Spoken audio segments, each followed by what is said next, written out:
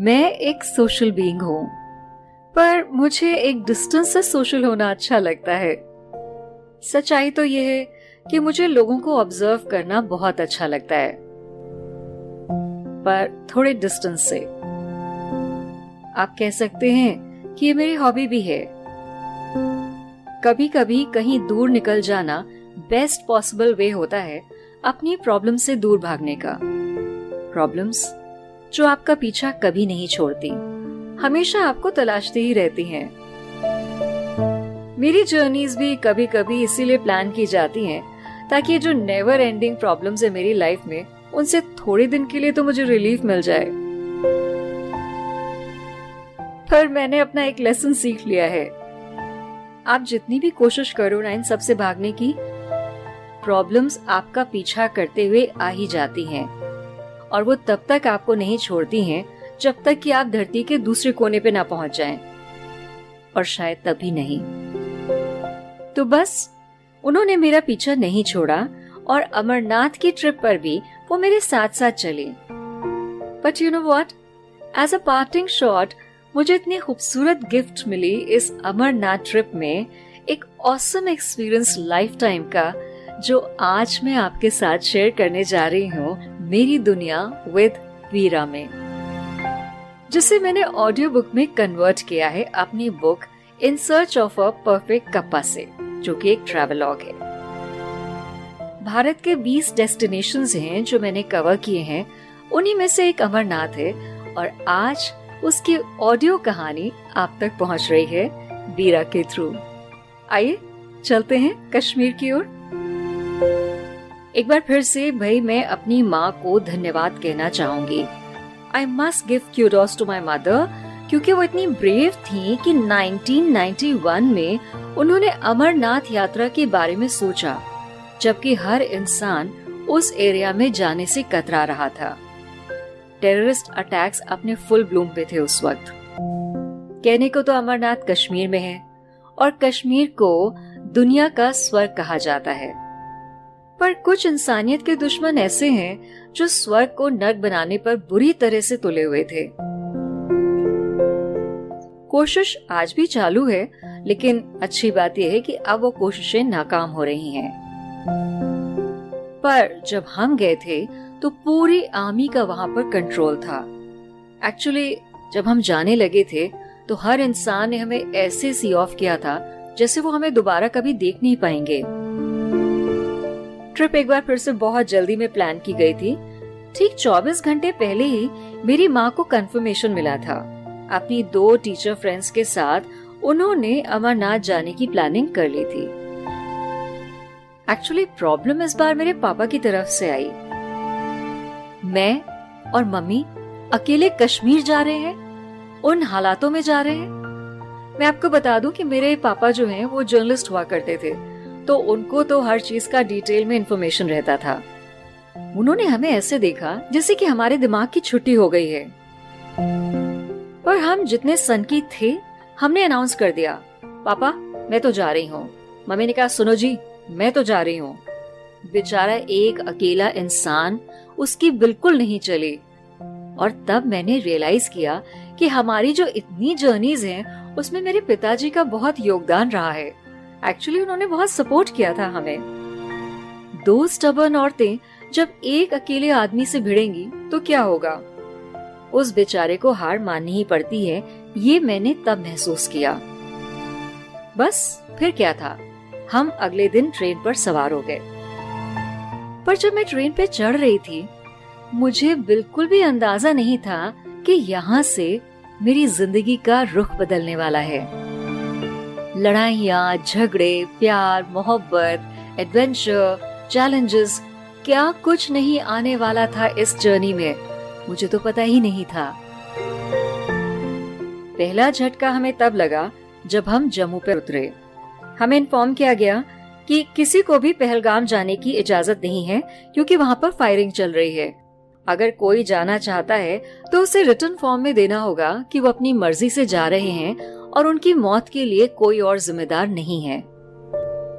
तो हमारा पूरा ग्रुप, जो हम कोच में सब एक साथ आए थे, हमने 1-2 घंटे बैठ करके जम्मू स्टेशन पे ही आपस में डिस्कस किया और फिर खुले आसमान के नीचे अपनी अपनी पेटियों के ऊपर बैठे हुए जब हम बातें कर रहे थे तो एक स्वर में सबने एक ही बात कही, जब हम जम्मू तक आ गए हैं तो हम भला पहलगाम और अमरनाथ क्यों नहीं जाएंगे?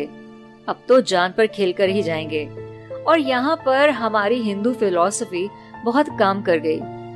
मौत को जब आना है तब वो आ जाएगी, अगर यहीं आना बदा है तो फिर हम यहीं जिंदा नहीं रहेंगे, और अगर मरना ही है तो कश्मीर से ज्यादा सुंदर वादियां और कहाँ मिलेंगी।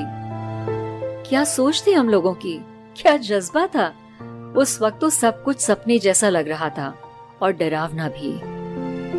तो रात को जब हमने पेपर साइन कर दिए तो हमें जम्मू के स्टेडियम में खुले आसमान के नीचे ठहराया गया। वहीं से हमारी बसेस लगने वाली थी जहां से हमें पहलगाम जाना था। पर मुझे बिल्कुल अंदाज नहीं था कि जब मैं स्टेडियम पहुंचूंगी तो वहां मुझे 10-20 लोग नहीं, वहां मुझे सैकड़ों लोग दिखाई देंगे, क्योंकि सुबह कम से कम 20 बसेस एक साथ रवाना होने वाली थीं। जब हम स्टेडियम के अंदर पहुंचे तो अचानक बहुत तेज बरसात होने लगी, जिसकी वजह से पूरे स्टेडियम में भागदौड़ मच गई। उसे बरसात कहना एक अंडरस्टेटमेंट था, क्योंकि आसमान यकीन मानिए पूरी तरह से हरा हो गया था और इतनी तेज बिजली कड़क रही थी, पानी ऐसे बरस रहा था कि जैसे पूरा स्टेडियम बहा के ले जाएगा। लगा जैसे दुनिया का अंत होने वाला है, पर दुनिया का अंत हुआ नहीं। बारिश का अंत हो गया तकरीबन 4:30 बजे सुबह। खैर पब्लिक टॉयलेट में हम सब फ्रेश हुए और फिर धीरे धीरे हम अपनी बसेस की ओर रवाना हुए। मैंने आपको बताया था ना, 20 बसेस कतार में लगी हुई थी और यहीं से शुरू हुआ एक डिवाइन हेवनली सफर। जैसे ही हमारी बस ने जवाहर टनल को क्रॉस किया, सूरज ढल रहा था और उसकी सुनहरी नारंगी रोशनी पूरी फिजा में फैली हुई थी और अचानक से हमारे सामने वैली थी, वही वैली जिसे स्वर्ग कहा जाता है। आप ना यकीन नहीं मानेंगे, जो वो ढलते हुए सूरज की रोशनी थी ना, सुनहरी नारंगी, वो पूरी वैली पे जो पड़ रही थी, मुझे एक्चुअली लगा कि मैं स्वर्ग में आ गई हूँ। It was beyond words. मेरी तो बोलती बंद हो गई। मैं अपनी आंखों से इस पूरी खूबसूरती को पी रही थी। सिर्फ आंखें ही क्यों, मेरा एक एक रोया उस खुशी में, उस सुंदरता में डूब रहा था। और मेरी सोल, उसे कैसे मैं भूल सकती हूँ। और मैं अकेली नहीं थी, हर कोई बिल्कुल शांत हो गया था, निशब्द हो गए थे हम सब। हमें एहसास ही नहीं था कि हमारे अपने ही देश में इतनी खूबसूरत जगह है। खैर धीरे धीरे हमारी बस अनंतनाग की ओर बढ़ रही थी, जहाँ पे हमें रात गुजारनी थी। हवा अब काफी सर्द हो गई थी। एक लोकल स्कूल का कैंपस हमारे लिए खोला गया और हमें यूं ही छोड़ दिया गया। हमसे कहा जहाँ जगह मिले आप लोग वहीं अपना इंतजाम कर लें। अब हमारे पास कोई और चारा नहीं था सिवाय फर्श पर सोने के। कोई बेडिंग नहीं थी, कोई ब्लैंकेट नहीं था, टेम्परेचर 0 से भी नीचे था और हमारी हड्डियां भी जम रही थीं। वो डेफिनेटली एक ऐसी रात थी जो मैं आज तक भूल नहीं सकती। और सबसे दुखदाई पार्ट आया अगली सुबह जब हमें फ्रेश होना था। कोई टॉयलेट नहीं थे वहां पर आज की तारीख में जब मैं पीछे पलट के देखती हूँ तो मुझे ये सारी इनकन्वीनियंस कुछ ज्यादा मैटर नहीं करती, क्योंकि बेस्ट तो अभी आने वाला था।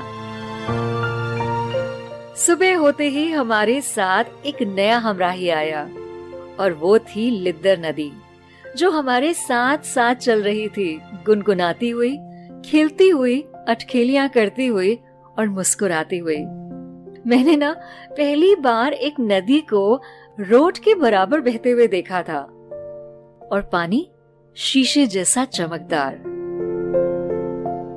उस पर से जो ठंडी हवा हमारे गालों को छूकर जा रही थी, तो बस दिल में सारे कश्मीर के गाने गूंज रहे थे।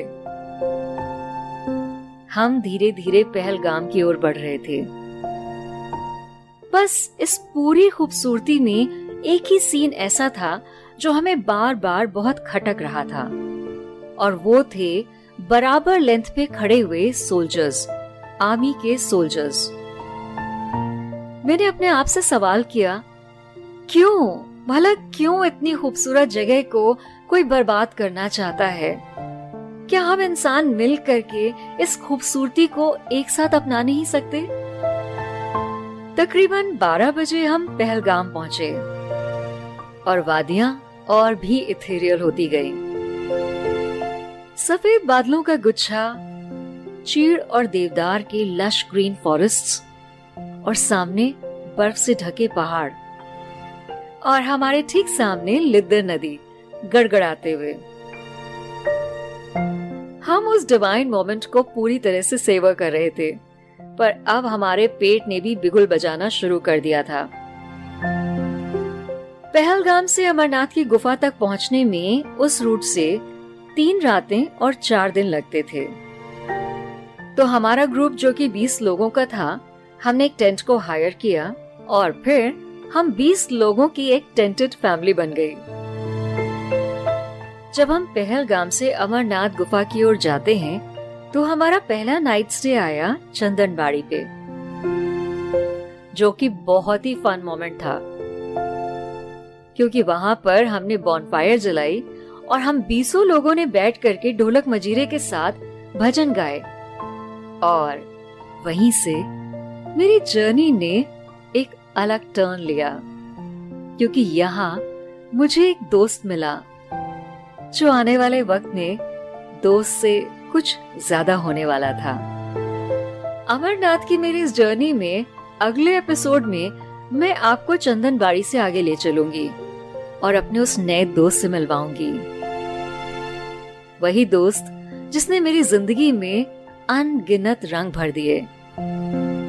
वो 10 दिन मेरी जिंदगी के सबसे खूबसूरत दिन है, क्योंकि आज भी जब मैं बहुत दुखी होती हूँ, जब मैं बहुत परेशान होती हूँ, तो मैं उन्हीं 10 दिनों को याद करती हूँ और लगता है I am one of those blessed people जिन्होंने जिंदगी में वो 10 दिन देखे किसी खास व्यक्ति के साथ।